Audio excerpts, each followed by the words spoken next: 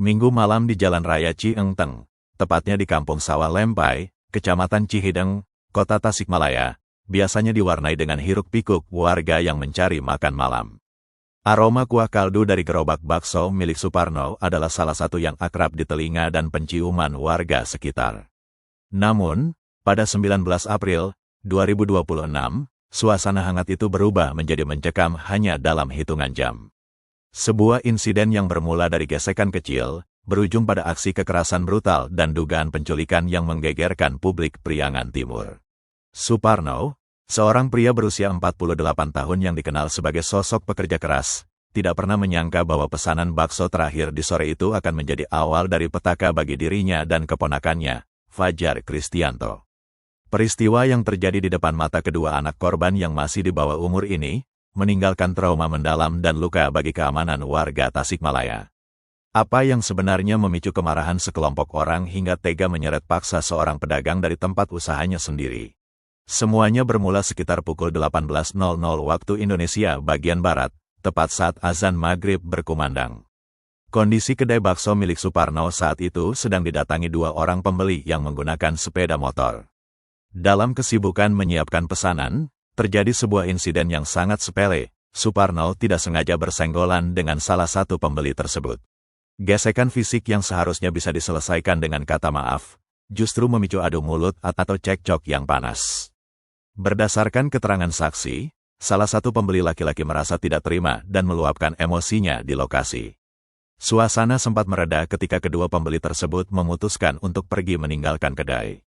Namun, kepergian mereka bukanlah akhir dari segalanya, melainkan awal dari rencana penyerangan yang lebih terorganisir. Suparno kembali bekerja, mencoba melupakan insiden tersebut, tanpa menyadari bahwa bahaya besar sedang mengintai di luar ruko. Waktu menunjukkan pukul 19.00 WIB. Selepas salat Isya, ketenangan di Kampung Sawah Lempai kembali pecah. Dua orang pembeli yang sebelumnya terlibat cekcok kembali datang, namun kali ini mereka tidak datang berdua. Mereka membawa rombongan tambahan berjumlah 4 orang menggunakan 4 sepeda motor.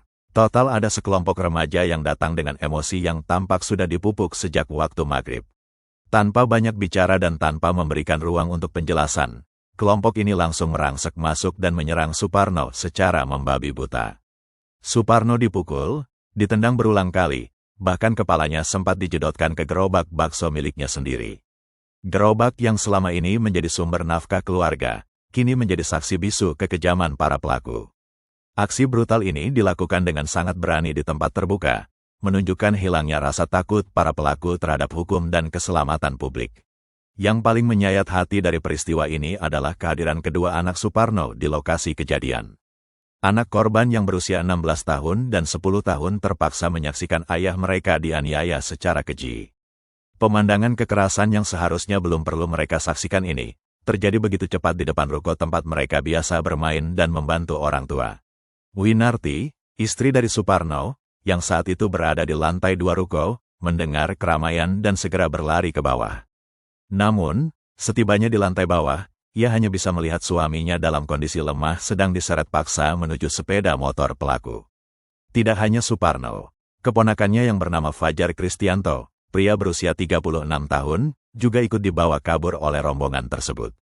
Winarti mengaku melihat suaminya dibawa pergi tanpa basa-basi, bahkan upaya warga sekitar untuk melerai pun tidak membuahkan hasil karena kalah jumlah dan intimidasi dari para pelaku. Tadi maghrib, intinya ada pembeli 2 jajan, cewek cowok. Terus ceweknya kesenggol pusing mas, ketawa apa gimana juga nggak tahu. Cuman ceweknya kan nggak terima, terus marah-marah. Cowoknya juga nggak terima gitu, intinya gitu. Sudah pulang cuman balik lagi bawa rombongan.